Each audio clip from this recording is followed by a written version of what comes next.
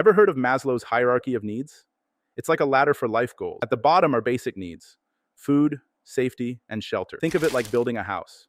You need a strong foundation first. Next comes love and belonging, friends, family, and community. Then, self-esteem, feeling good about yourself and your achievements. At the top, self-actualization, becoming the best version of yourself. Here's the twist.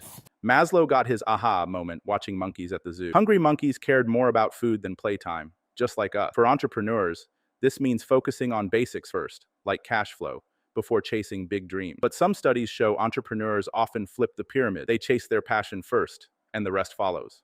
Want to apply this? Start by asking, what's my foundation?